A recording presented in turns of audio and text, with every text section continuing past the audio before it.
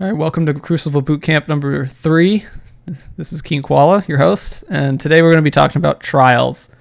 So one of the people watching the stream, a guy named Punky, sent me a trials match of him actually matching up against Real Crafty. And they end up winning the match, but it's a lot closer than it needs to be. They made some good plays as a team moving around the map. There are some good things they definitely could have done better.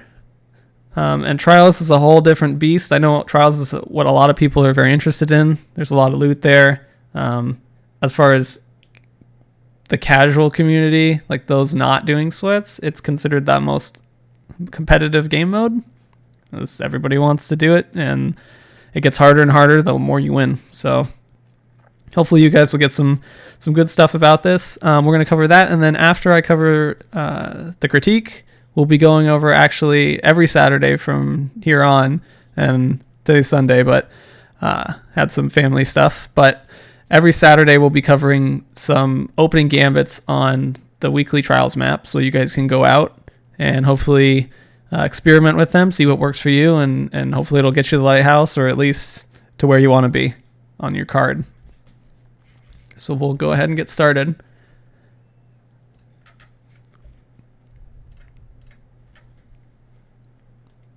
So they play around Firebase on this map.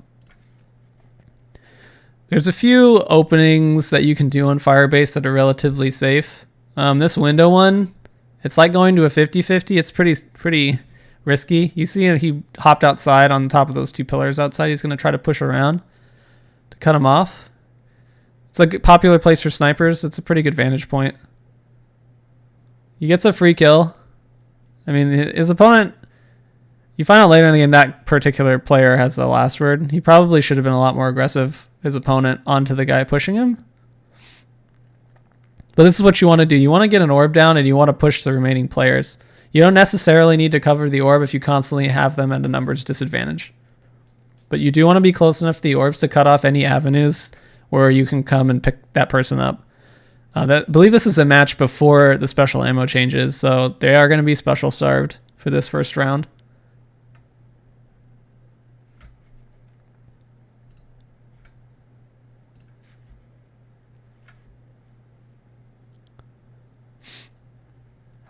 When you move around the map like this, you really need to have a purpose as far as how you're covering.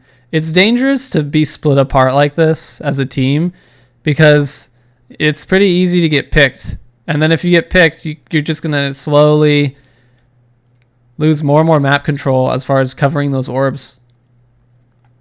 So when you get an orb down like this, when you get 2 orbs down like this, and you have 3 men up, you need to make a decision whether all 3 of you are going to push the remaining guy, or you're going to cover the orbs and play for the point. Now, there are different advantages to each of these strategies. Namely that when you split up and cover orbs, you're there to charge your super, which is good for future rounds. But you have to keep in mind that you are charging the third player's super as well, and you run the risk of losing the round if you go to capture the point and that one man comes up big, making big plays, killing you guys on the point with whether grenades, or you get sniped, or that he just pulls you apart, gets you in a bunch of one-on-ones.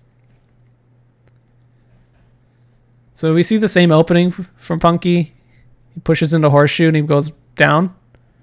He gets a couple of free shots. Okay, so right here, if we see where his teammates are, if we look on his radar, there's going to be one over by Closet, which is that cubby area past map room. And then we see Boom Clink is down below Courtyard. He just shot that Warlock that was pushing into map room. And with your 2 teammates over here, it's relatively safe to push down the Horseshoe. You don't necessarily need to round that corner to get shot where they spawn in. But you do create a very nice pinch on that particular Warlock that was running away. The play he makes instead is to push back to his teammate, which is good as well. It's better for team firing. But as you can see here, Crafty picks him. If he had gone around in a map room and his 2 teammates are still here, he would have gotten a lot of free shots, and they would have been effectively pinched into that closet.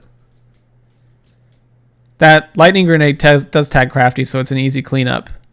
And what happens next is this: Boom Clink picks up L-Dog and then pushes Crafty. He knows that there's another guy in that closet, so you want to control that orb. He didn't necessarily need to go back for Punky. I'll rewind it a little bit here. Okay, so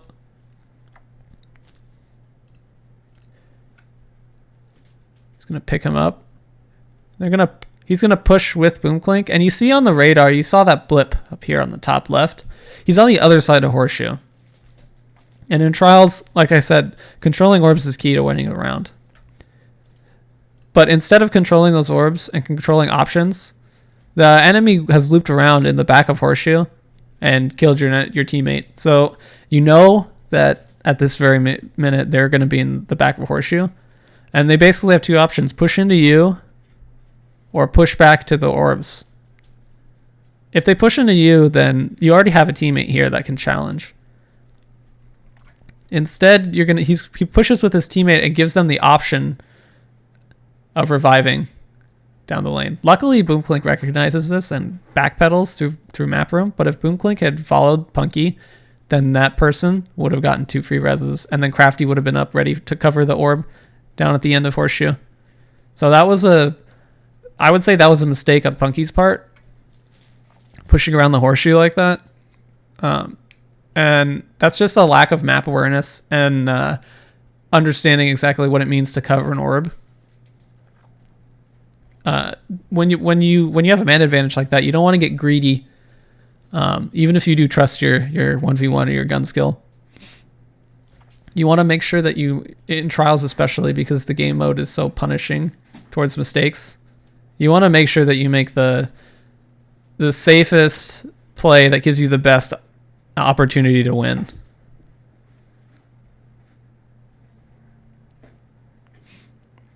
So we see a mistake, I would call it a mistake, that a lot of players make, and that's going to the same opening over and over and over again. It makes your team very predictable, and it gives the enemy team a lot of options to adjust to how you play the game. So he saw him out on Twin Towers, and he gets firebolted because he gave him free information. He gets lucky here with the tag and doesn't get hit by that skip, but he finished him off as he should. Guy on radar down below. This is an excellent grenade.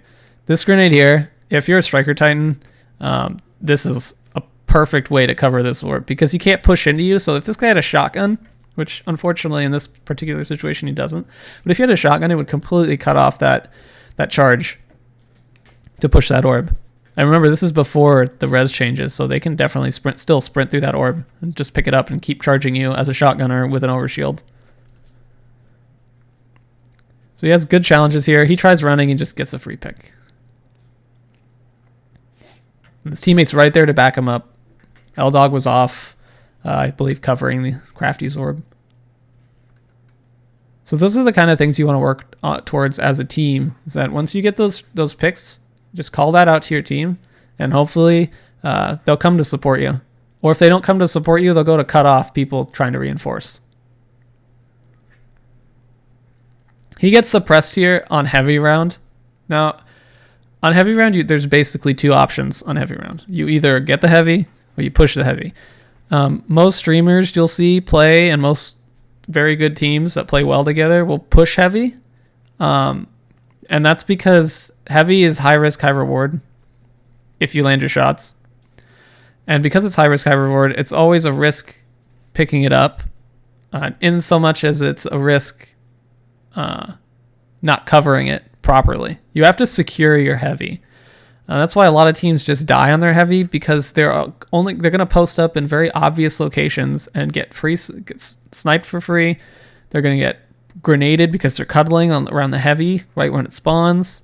You have to secure your heavy. So instead of either staying for heavy or pushing there, as we see Punky kind of challenge this map room, which gives him no control over the map or the game. He gets suppressed, which is really, really bad, because now he can't properly push as a Titan. and his teammates get picked because they waited for heavy. So at this point in the in a heavy round, you really have two options because you know the enemy team has heavy. You run away and try to pull people in the areas to pick them off, choke points, doors, closed areas where you're not necessarily going to be shotgunned but have space to backpedal. And we see here that Punky does have a sniper, so he does have that opportunity to get picked. I don't think he pulls out his sniper pretty much ever in this clip, but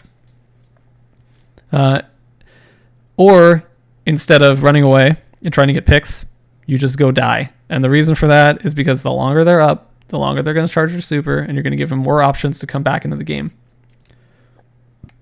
At that point, sometimes it's better to just try to come up big and kill as many people as possible. We see him kind of run away.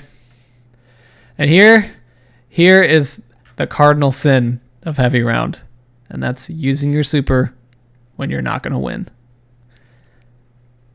He completely whiffs his super. Yeah, he gets crafty, but you know that they have heavy. So let's say in this situation he did end up smashing crafty. You still have to deal with two people with heavy without a super.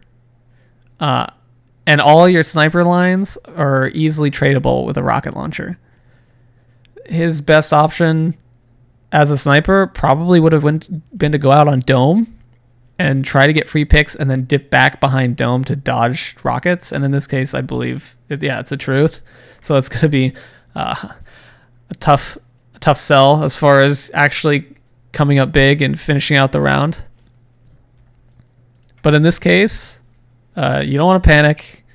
You don't want to waste your super. You don't want to try to make a big play. Just take your licks and move on to the next round. And this is going to come up later as why that's such a bad thing.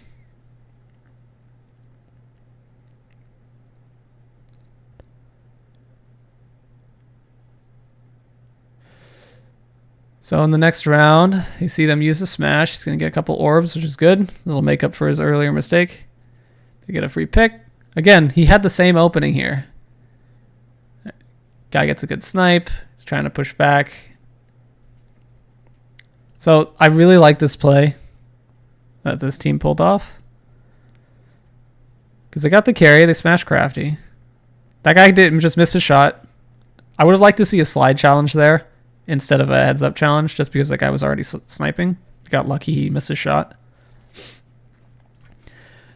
But L-Dog is dead, and then he gets picked. Immediately gets him up, and what do? They don't wait for the res. They're not waiting for this orb, because think about where the enemy team is. That orb is behind them and around horseshoe. So this guy only has one direct path to the enemy, and it can be easily cut off. When there's only one guy up and there's two of you, you're still at a numbers advantage. Just push them. It's still on them to come up big. And if they manage to get away, that's when you backtrack for the orb. Not before. You don't want to sit around and make yourself give the enemy free information to set up another pick, or even to cover the orb when you get rezzed. There's many times that I've let someone res someone just so I can get another kill on them, because I know it's going to be free, and I know that they're not going to push me. Again, same opening. They just used their second smash. He has a nice challenge on the stairs. Gets killed by a suppressor. So we see here, Crafty's on those stairs, and you're suppressed. You're not at full health. This is a very dangerous angle to snipe down. Why? Because Crafty knows this orb is going to be here. And good snipers, when they know where the orb is, they know where you're going to try to cover it from. He just gets picked. That slope is a head glitch. He could be on any elevation. He could be completely head glitch. He could be halfway up. He could be all the way up. It's a difficult shot to make, whereas on your end, there's only one elevation you're going to be at if you're going to snipe into there. It's an easier shot for the head glitcher in that particular situation than it is for the person in horseshoe. He would have been better off staying back here, or even back by map room and covering the push around the corner.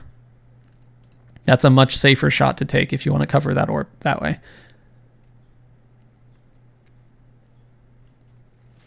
Boom Clink would have been better off sliding around that corner. But, I mean, at that point, 2-on-1, same thing. He just made it easy for them by pushing into them.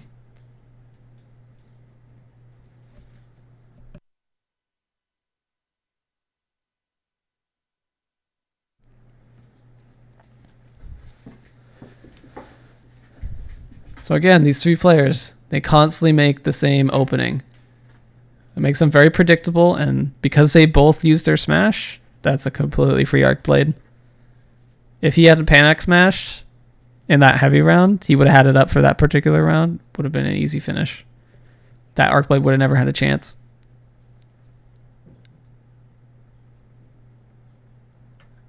And that's why your super is the most precious thing in trials. It needs to convert to a win.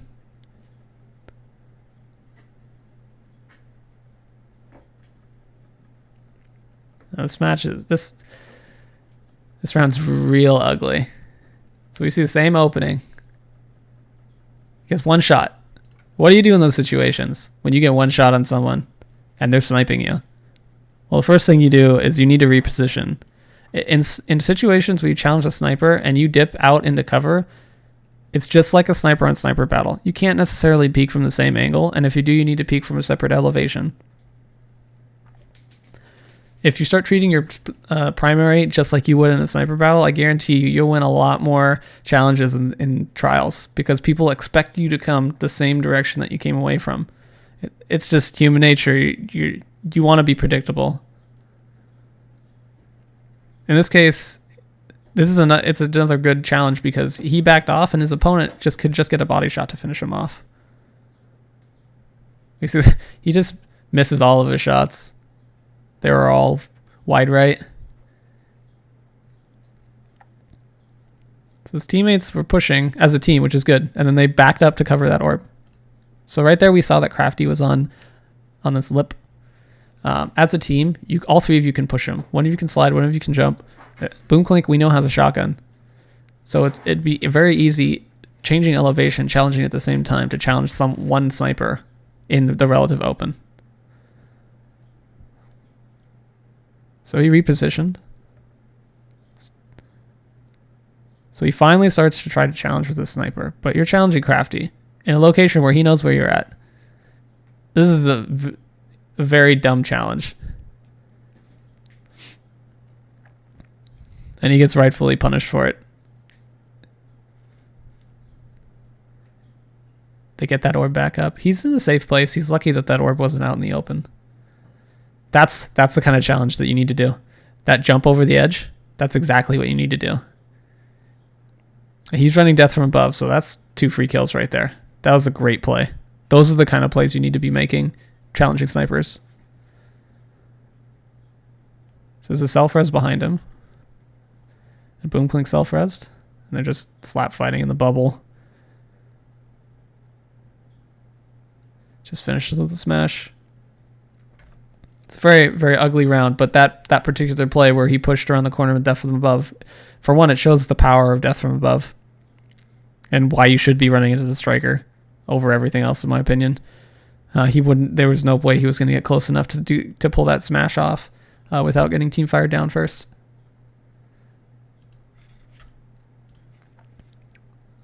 Okay. So what are some things that team did right? Well, they were always pretty close to each other as a team. They were always close enough to team fire. They were close enough to support each other. They're close enough to cover orbs. They're close enough to cover their own orbs. They're close enough to cover the enemy orbs. That's the kind of play you need to master if you're going to be successful in trials as a team. As an individual, there are plenty of individuals out there that are good enough to constantly wrecking ball rounds, to constantly win 1v3s, to constantly pull off the kind of things that you wish you could. You watch any major trial streamer, you'll see it all the time. But for the average player, you're not going to get there without first understanding how to play well as a team and what it means to play the round properly as a team. Some other things they did well is there were some good covering grenades, and they had some good challenges on snipers, and all three of the enemy teams were sniping, so they had to get creative most of the time, jumping around corners, pre-nading, cutting off certain sight lines, or never even going into certain sight lines. Some things they did poorly is that they had poor awareness of how to most properly cover an orb and how to cut off reinforcements, which is a common problem, because while you know how to push someone, you don't know how to push them into a corner, which is the goal during a 1v3, is to force someone to back up into a corner where they have little to no escape. And then finally, a big issue is your super. Your super in Trials is your most important tool. If you whiff it, you potentially can lose the entire game. You don't want to waste it unless you know you can convert it into a round when you're down men.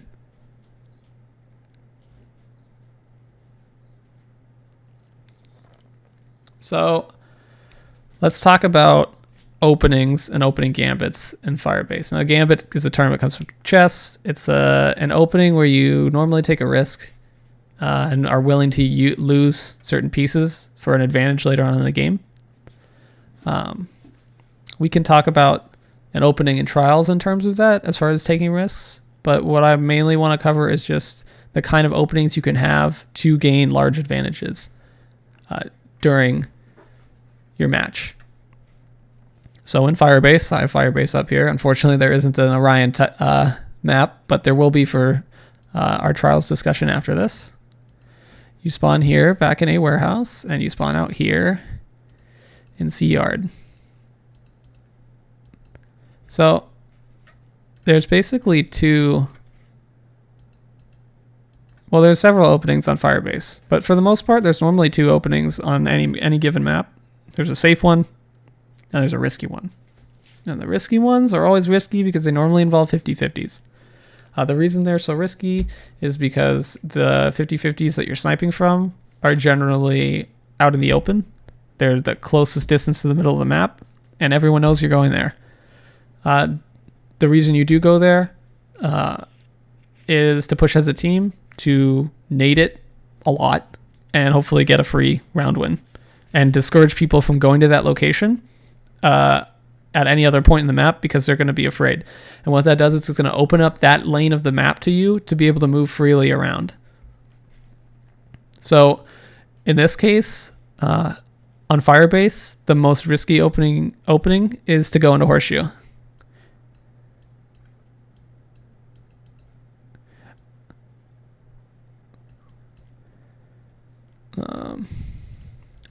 Probably go through bunker. So Horseshoe is always going to be, as you can see, it's going to be the center point of the map. And on the other side, you would be moving through dugout and through a yard into a window, probably cans or even cargo, up into map room. So what does this mean as far as 50-50 engagements? The most common 50-50 engagements you're going to experience are sniping from dugout down Horseshoe, sniping from C window into map room, sniping from the back Horseshoe out, back Horseshoe out. That's going to be your risky opening. So what's your safe opening? Well, your safe opening is always going to involve cover, and you're going to have very difficult sight lines to snipe. It's always going to be hard to snipe the safe opening. And this is okay, because if you get used to the safe opening, you get used to where people are going to push you from. And then your safe openings have the same level of, you'll get as proficient at the safe opening as you would at a normal 50-50, and you'll be able to cover that. And that makes you dangerous as a player. If you watch snipers like Crafty, they won't always go to the 50-50. They'll have weird openings where they go to places you've never even seen before, and they'll kill people because they know where they're going to attack them from. And that's the kind of map knowledge you need to understand when you play Trials. And if you play a card and you pay attention to where people are killing you from sniping, you tend to realize where they're going to be at, how easy it is to snipe the other person, or how difficult it is depending on the angle, or how much of your head is actually seen. And you also learn the really, really annoying spots to get sniped from, because you either don't see it coming or it's just difficult to counter snipe them. A lot of head glitching. And those are the situations you want to try to get yourself in, especially in trials, because of how punishing it is to die. If you're in a 3v3, or if you're in a rumble or whatever, if you're in anything other than elimination, it's pretty easy to dust yourself off and to correct your mistakes. But in trials, you can lose an entire round, and that momentum can carry throughout the entire game. In general, for an average player, it's better to play defensively in trials than it is offensively. As you get better, you should be pushing the tempo. You should be playing as fast as possible. Either constantly getting in their face or constantly pushing to locations where it's difficult to push into you as a player. So the safe opening is always through cover. So you can actually go into back cargo. You can go around through bunker into cans. And if you do go into horseshoe, you go underneath into courtyard. And this courtyard maneuver is my favorite maneuver to use on trials, or on this map during trials, and also in threes. Why is it important to control courtyard? Because as you control courtyard, you have a lot of options to move around the map. And that's mainly because there are doors that go through here, that go all the way back into cargo, and that you can pull back to your spawn. And then also you can just hop up onto Ninja and push out in any of these directions. And the same for the opposite side. Courtyard gives you a lot of options as a player. And if your teammates are pushing into horseshoe, whether they're listening to you or not, most players are going to go into those 50-50 areas. You are going to be close enough that you can support whether they down an orb or they get down themselves and they get pushed. It's also pretty easy to bait people into you if you're running a shotgun. Due to these doors. There's a door here. And there's a door here. And these kind of lead onto a platform. And you know there's doors here, here, and here. So you get a lot of options to pull people into you. So what do you do if the enemy team controls the center of the map? Well, first of all, you have to realize when you start the map, you need to know where the control zone is. And that control zone is going to be here in cargo on that hanging whatever it is. I don't know. It's a box. We'll just call it the box. So this is the control zone. If you're getting your butt handed to you and they're constantly killing you in horseshoe, this is just a no-fly zone. You can't go here anymore. You don't want to stay in your spawn. What you want to do is you want to play for point. Staying in your spawn is really bad for one particular reason, and that reason is that you have no escape routes. You always want to have an escape route. In particular, it's worse to stay in A warehouse than it is to stay in C yard, because C yard is so open. In A warehouse, you're basically already in a corner as soon as you spawn. In C yard, you at least have some room to move through the dome. You have some space back here. There's even some space back here that most people don't go to. That can be really irritating to try to find someone in. But then you can always move into bunker. It's difficult to completely cut off someone from moving around C yard. But when you move to play for point, that means you need to cover all angles that you're going to be attacked from, and also not put yourself in a position where you're going to get grenaded. That means you do not cap the point unless it is completely safe. You use it as a way to bait players into you. And once it is completely safe, then you can cap it. And if you do end up going up here, so let's say we've played for time and we are covering cargo and we don't know where the enemy is going to attack us from. What you need to do is you need to cover the angles that you are going to get attacked from. So in this particular case, you can get attacked from cargo through either bottom B or B window. So through here. You can get attacked through the door here. You can attack through back tunnel, and there's some generators back here. This door or this door here. And that's pretty much it. So 4 angles you can get attacked into cargo. We'll count this as 1. It's technically 2, but you should be able to read your radar properly. So where's the easiest angles to cover? Easiest angles to cover are these doors. Why is that? You always know when they open. If you're far enough away from the doors to know when they open, you know someone's going to push you from that angle. So how do you cover B window and back tunnel? Well, if someone covers you back tunnel, you need to be prepared either on the point or below the point. And you can merely just push back into them. You can just completely cut them off. And on the bottom, same thing. You can just float up and drop down on them. It's relatively easy to cover this point. The worst thing that you can do covering the point in this particular map is for all of you to be on the point and then all of you get grenaded, because it's very easy to grenade here. Or the enemy team pushes to either side, opens the door, and snipes you. You have no control over getting pushed from these 2 angles at the same time. And then maybe somebody grenading you from B window.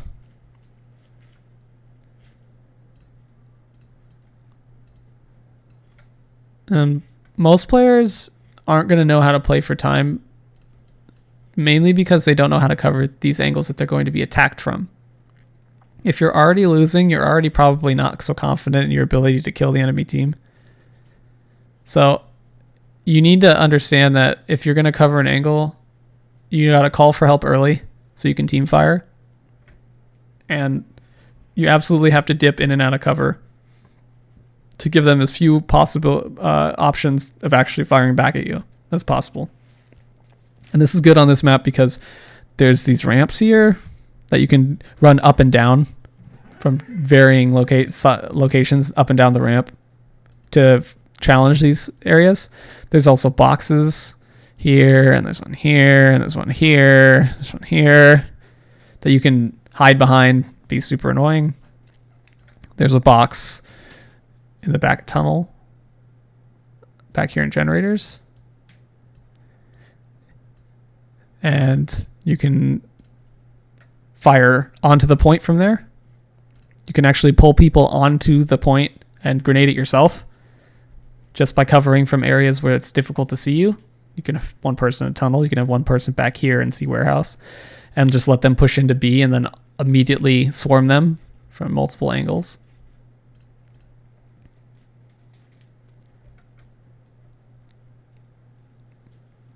So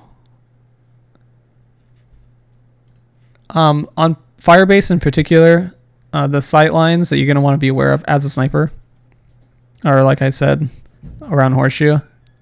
But also, if you go on to A cans, you can actually snipe from this can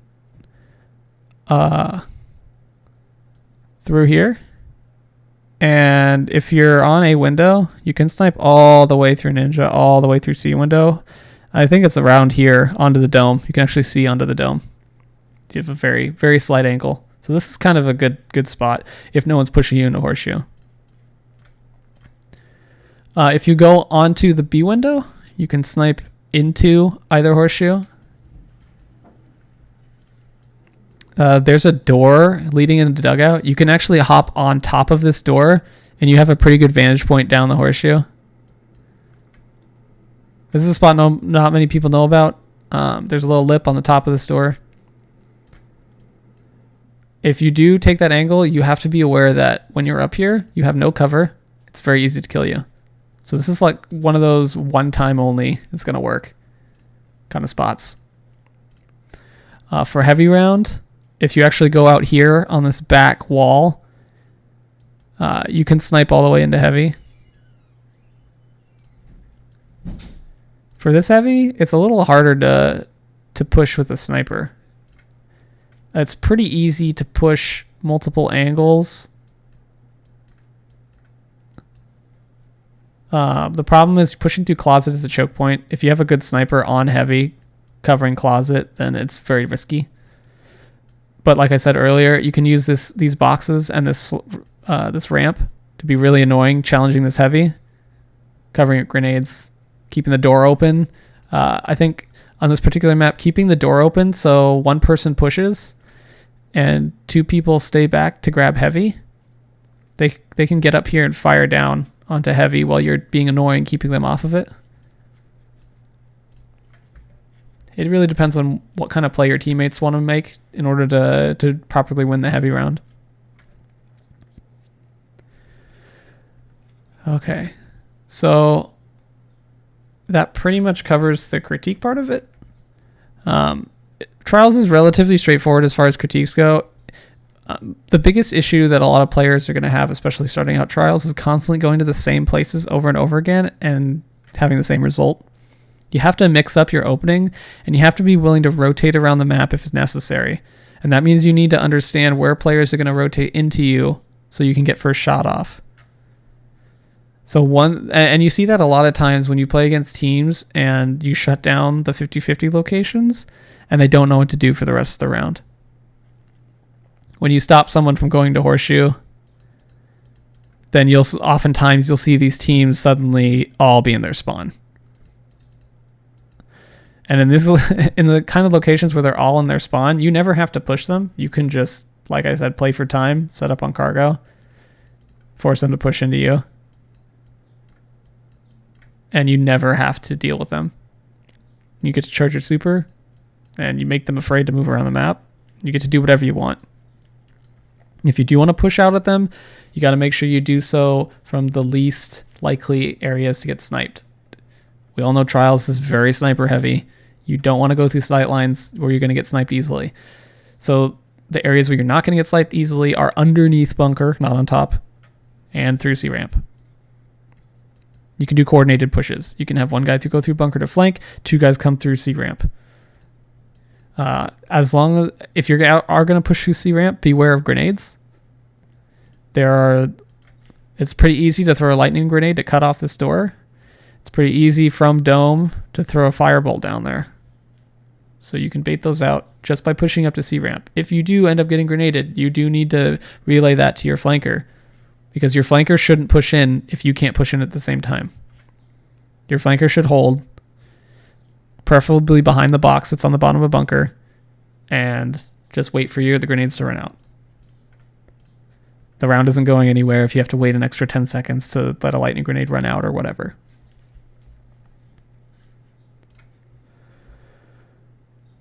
Okay, so let's cover this week's Trials map, Exodus Blue.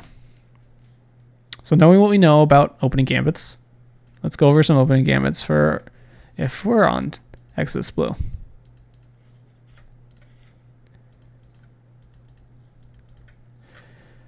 Okay, so where is the 50-50 in Exodus Blue?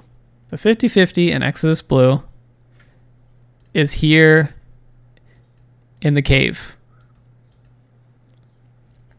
Now, that's because it's very easy for both sides to get there, or at least get close enough to cover it.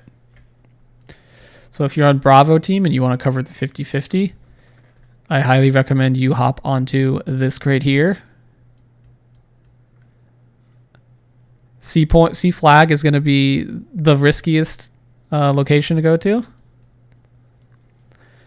And back on top of C special. This is like a little train car. Go on top of it. So it's 3 snipers.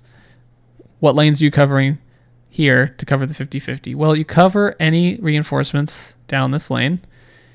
You cover anyone actually going into warehouse. And you cover through tube. This is my favorite spot on this map for Trials if I spawn Bravo. People love the 50-50. Unless you're prepared for it, it's pretty difficult to hit someone that's crouched on crates. You can be standing up as well, it doesn't matter. If you're Alpha team, don't bother with this. Stay out of here. If you're Alpha team, your best option is to push into the enemy team. And you do that through trains. So you can go underneath this ramp. You can go around the blue locomotive. You can go around heavy up the stairs. You can go through B.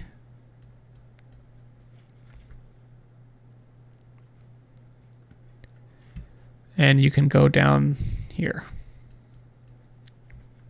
In general, you want to stay out of here because you don't have great angles to challenge the areas aside from C flag where people are going to cover your movement.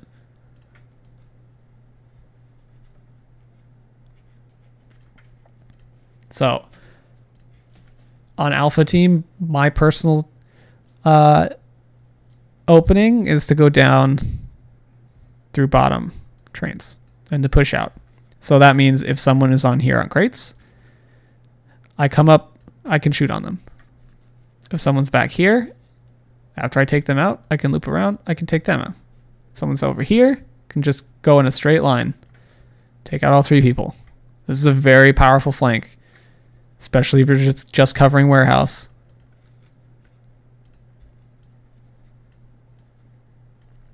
What are my teammates doing? So one teammate you can potentially send to warehouse, but the person that goes to warehouse, the people that go to 50-50s are not there to challenge the 50-50s. People that go to 50-50s are there to be super annoying, show up on radar, and be a distraction. We want to keep these players in their spots. The most powerful thing a flanker can have is perfect information.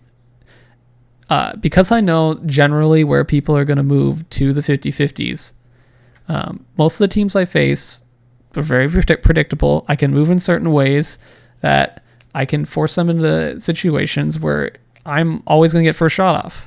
When you push through trains like this and you constantly have someone there, on this enemy team, he's in warehouse, he's by broken wall, he's back at heavy. Maybe you dip out and show yourself to this sniper and then you immediately push back into cover. That gives me time to set up. Even if they notice that I'm coming through trains, I can always readjust. You can always come back into heavy. You can go upstairs. You can go behind this tube that's back here and completely flank. There's a tube that runs here.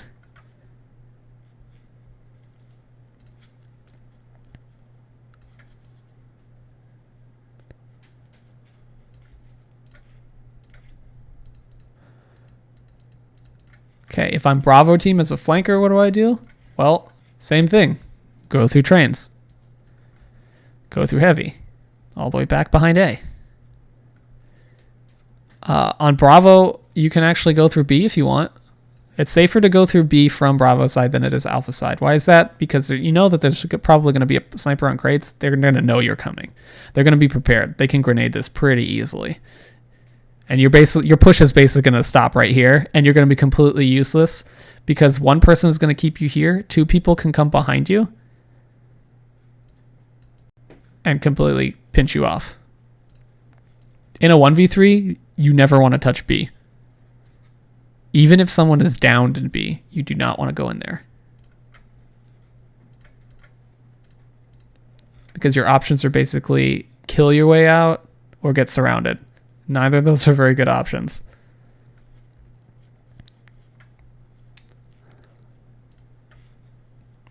So on Bravo, if I'm flanking, I want my enemy team to be covering I want my teammates to be covering crates and somewhere around C flag.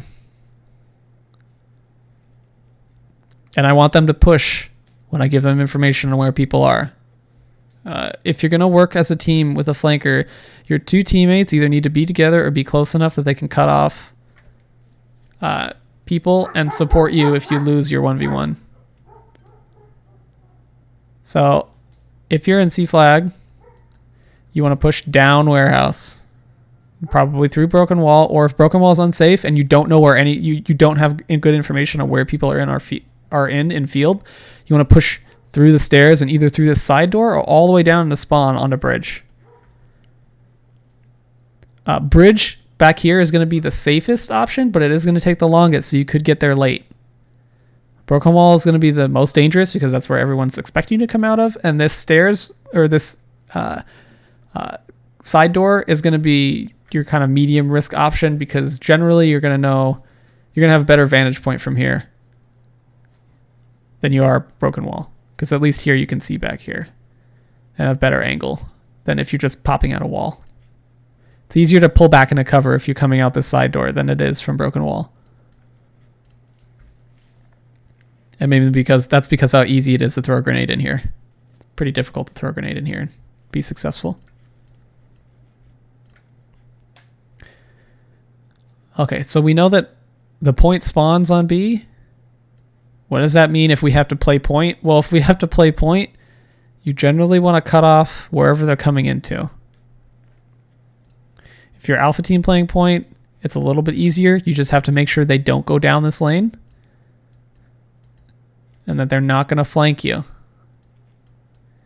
You don't actually have to cover this door at any point. Why is that? Because 3 of you are going to be here. They're never going to get a chance to get to you if all 3 of you just focus fire where they're going to challenge you from.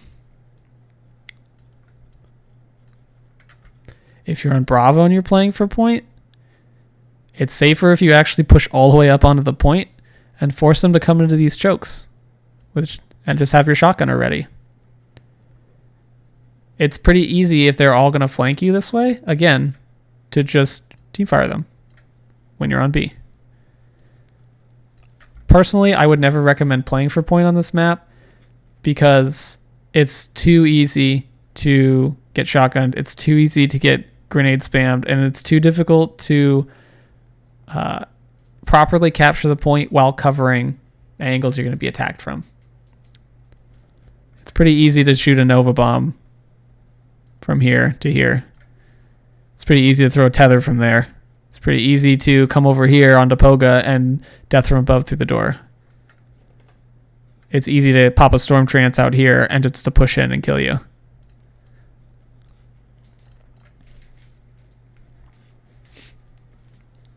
On heavy round, I would ignore inside heavy for the most part. If you do push inside heavy, I would post someone up on stairs, on the head glitch on stairs, possibly someone around broken wall, so you can use heavy as bait and pick them off once they get to heavy.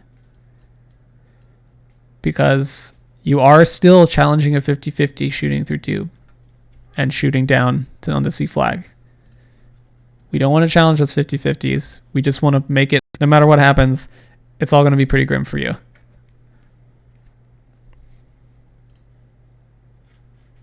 Because you want to pick up heavy and you don't want to push. You want to snipe from here generally, and if you're going to bait it, you want to be underneath trains here, and you just want to push and surround when they go to pick it up. It's okay if they pick up heavy. It's not okay if they pick up heavy and you haven't already started shooting them. So timing is everything during heavy if you're going to use the block as bait.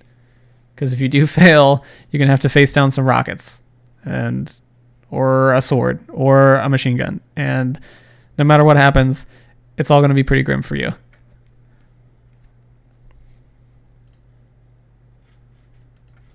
So that's what I got for today. I'm going to open it up to you guys for questions as usual. If you have questions about Exodus Blue or Firebase or just trials in general, feel free to ask, and I will do my best to give you some adequate information.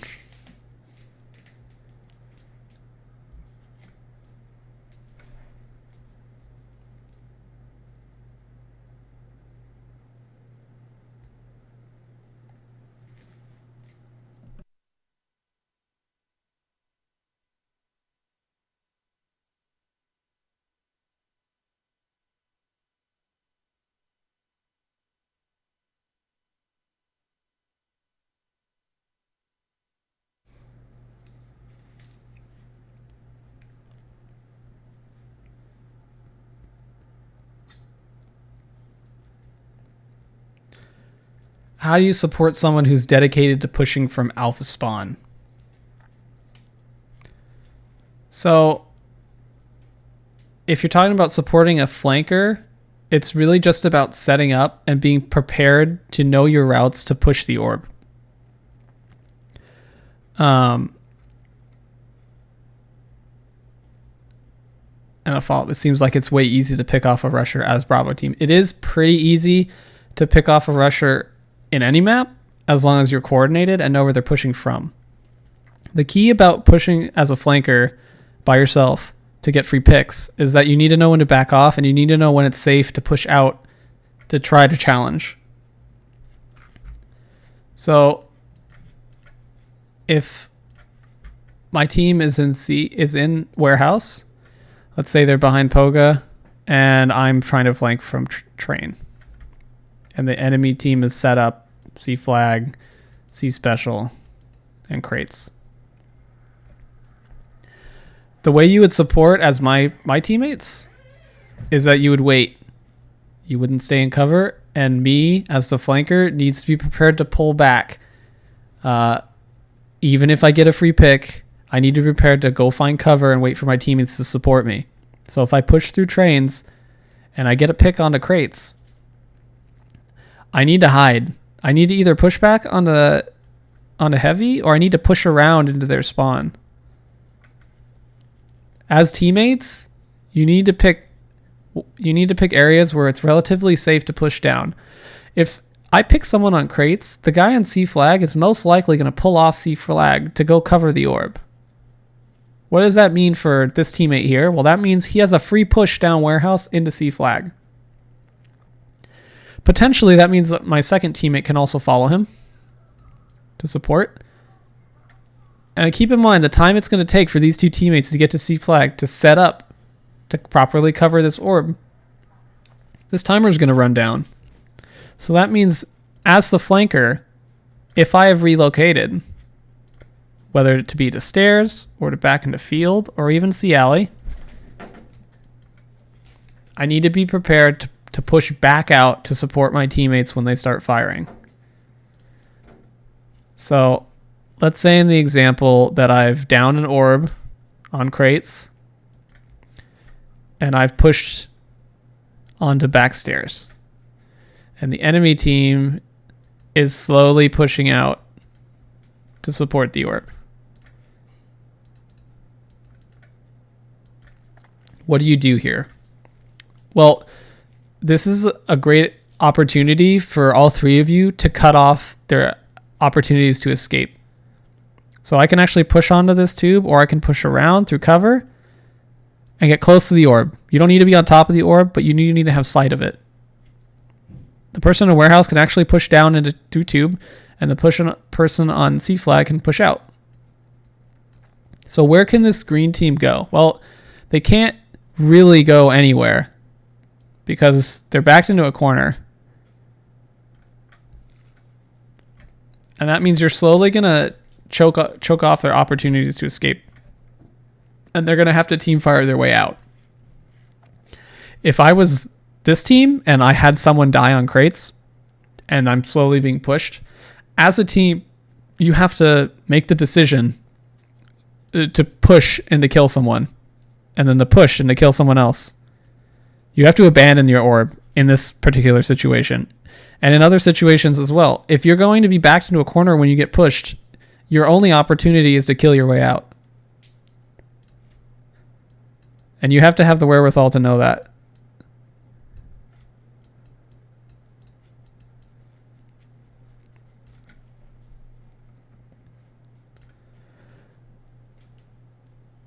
So really, supporting is about pushing when there's a downed orb. It's okay to be far away from an orb when it gets downed. It's not okay to stay in the same spot when you have a man advantage. You should constantly be pushing to choke your opponents out.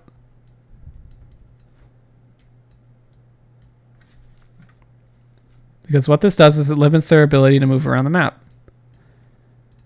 You've effectively cut off this entire area of the map for them to move around. And it becomes very easy for you to attack here. They only have 1/3 of the map, and you've effectively pushed into 2/3. You want to do this every single round. You want to limit their options to move around, to escape, to get away. You want to force them to make a big player die for it.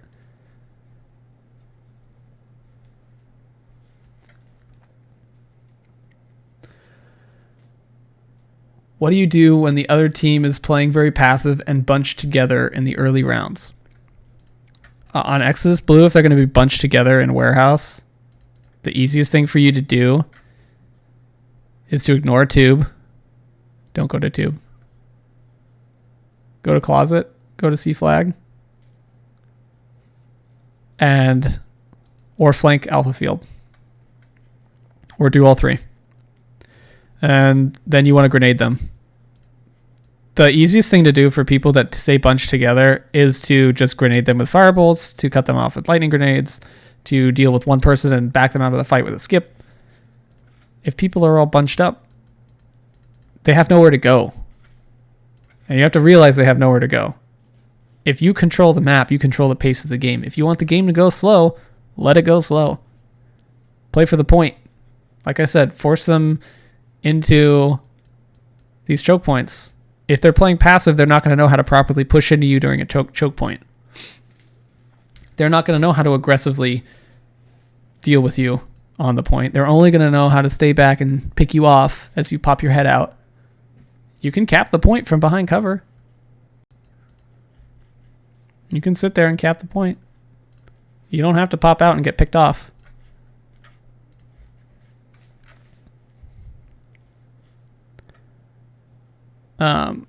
But in particular, if teams play incredibly passive and stay bunched up in one area, it's in your best interest to either leave them alone or push from multiple angles. You don't want to all three push from the same angle, unless it's safe to dip in and out of cover. Because if you all push from the same angle, you're going to run into the same problem that these players that are bunching it have, and that's get grenaded to death. Or get supered. Depends on the round.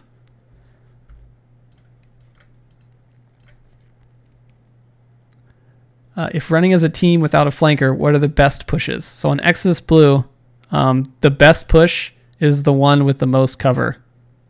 That, in this case, as a team, pushing through trains is always going to be undercover.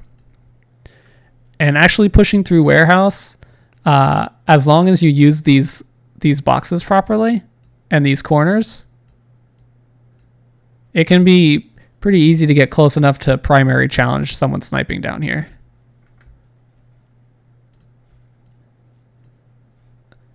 The lanes you don't want to push as a team are this open lane here, through B,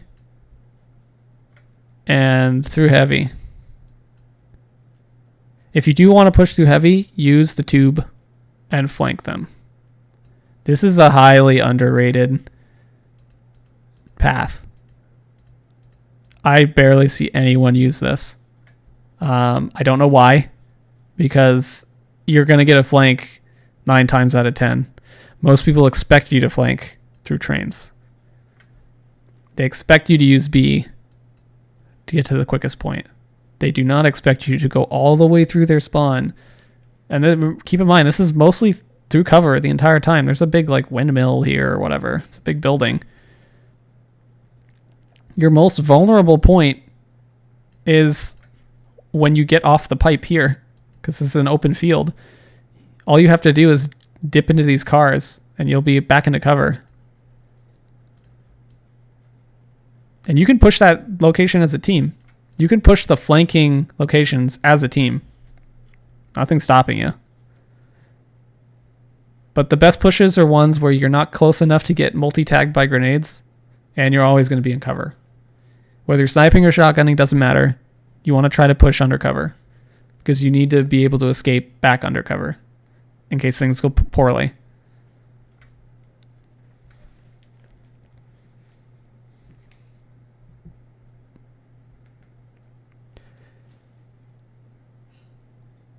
Any other questions?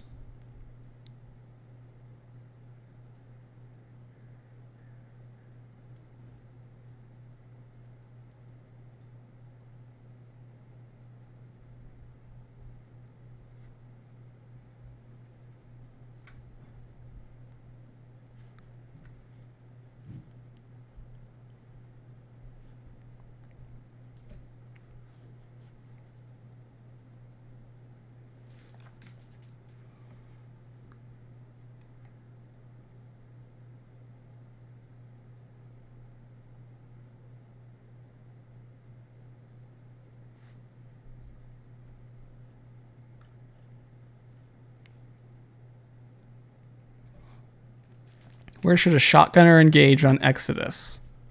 So the best locations to shotgun are going to be inside the 50-50. So in here.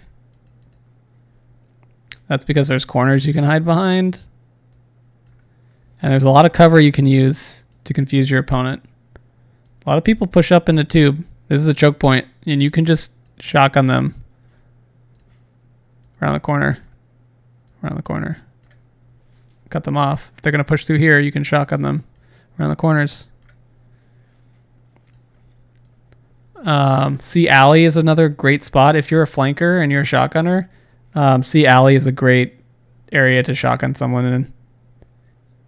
This is a great opportunity in C alley to radar bait someone just by standing up in C alley. As long as you can bait out the grenades or know when to back off, you can pull all the way up here and then immediately move back to bait grenades out, and then push back around to kill them when they push the grenade. The danger about this spot is obviously you can get shot at from either side. But as a shotgunner, it should be relatively easy to kill your way out, as opposed to if you're a sniper or even a fusion rifle user. The advantage of being a fusion rifle user in C alley is that you have a much longer kill range than a shotgunner. You can probably kill someone back here from in the middle.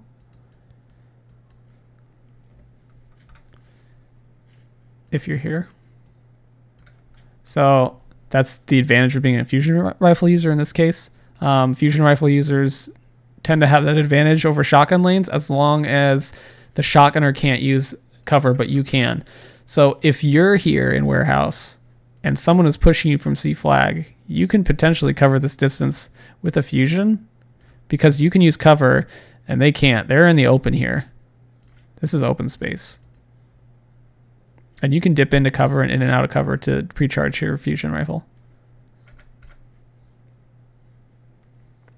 If you flank through Poga because they're all in warehouse, it's pretty easy to shotgun through here.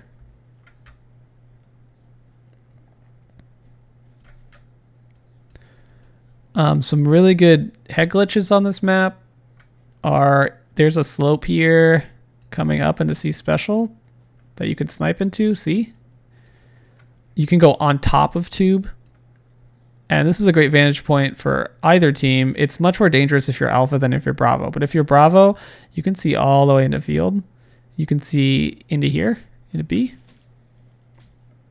From up top of it.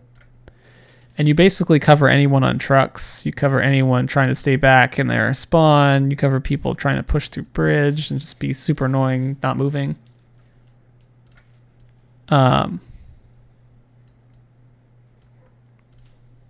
Yeah, like Inite said, also shotgunning through trains is great because when you're underneath, this is going to be a choke point. This is going to be a choke point. This is a choke point. This is a choke point. And there's not enough space to maneuver down here. So it's very easy to push into trains. And also going across, isn't a long lane. There's a box here. You could wait for someone to push through and shotgun them.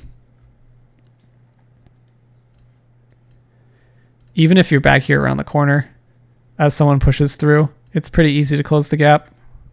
Same thing with a fusion rifle user. Again, fusion rifles generally cover the same space, just slightly longer as a shotgun.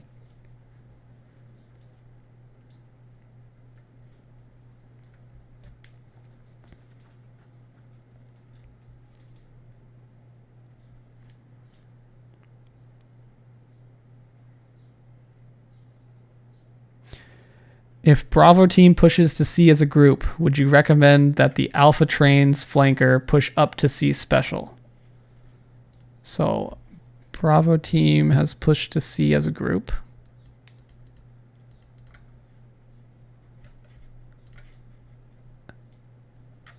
Alpha team flanker. So let's say my teammates are here covering for me and I'm the flanker.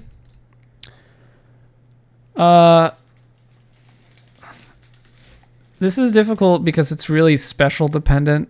As a flanker, you leverage your one-hit kill weapons a lot because you don't have much time to get off multiple primary shots without being found out where you are. C special is okay to push to as a flanker, but it depends on where the enemy team is in C and what you're using as your secondary weapon. If you're using a shotgun, pushing to these barrels or potentially pushing in the closet, depending on where they're at, it's going to be your best bet as a shotgunner. You use barrels because it's a great radar trap, and you can really only be attacked from over them and around them. They could potentially lightning grenade this spot, but that's just the risk you run as a flanker, is getting grenaded. You need to know when those lightning grenades are up or not. Or just assume they're up and back off when someone shows up on radar. You do get to back around this corner. And you can also back all the way up to this box here. If you're a sniper, like I said, there's a head glitch slope here that you can snipe into C flag. And you can also snipe into C from C alley. You have a little angle here. This is a good spot to snipe from as well, because if you know they're all in C, this is going to be completely free to move back through. If you get grenaded or fired upon or whatever, and it moves back into more cover and multiple elevations of cover. So you could potentially trick some people out getting aerial and dealing with them from the sky. Whether you're using a Doctrine or an IS Luna or a Last Word or whatever you're using as your primary, gives you a lot of options. So I wouldn't say that it's best to push to C special, but that's pretty much the line at which you're going to be able to push as the flanker if everyone is in C. You don't want to pass that line. The only time you want to pass that line is if you have a downed orb and your teammates are ready to support. Then, and only then, do you want to push in to cut them off.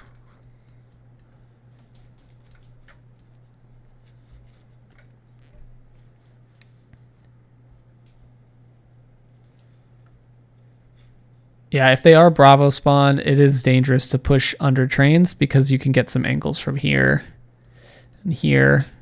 and on top here when you push out through these areas.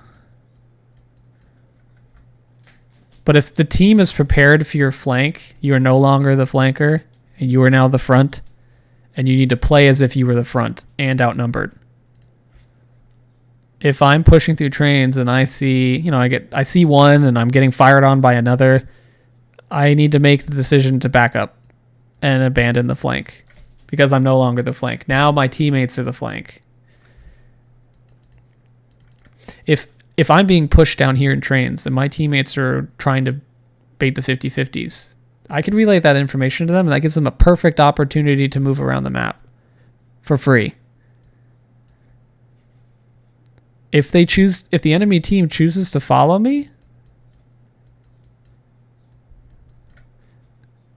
and I just take them on a wild goose chase back to my teammates, it's going to be very easy to team fire them because they're not going to be prepared for where they're going to get shot at from. Whereas if I stay here and die, it's going to be nigh impossible for you to get to the orb. Dying in trains as a flanker is going to be one of the worst things you could possibly do because it's so incredibly easy to cover pushes into it. Especially if you die underneath. Because you can cover pretty much, even on top of locomotive, you can cover pretty much any angle you're going to get pushed into from cover and have great escape routes. Back onto heavy, back into A, back into your original spawn, into C alley. A lot of options. So as the flanker, keep that in mind, that if you die in trains, you've probably lost the round for your teammates. Or if you die in trains in general, it's one of the worst places to die in.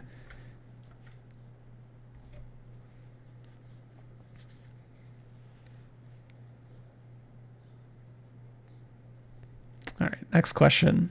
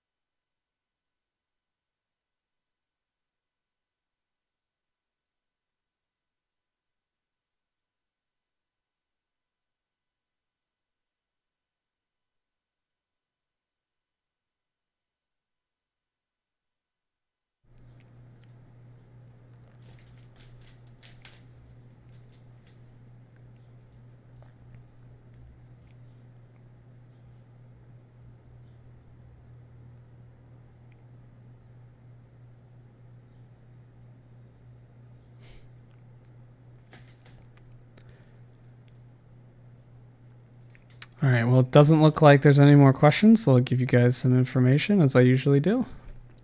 Remember, if you want your gameplay reviewed, you can send them to keenkoala@gmail.com. That's 5 E's. Remember that I want Rumble, 3v3, or Trials.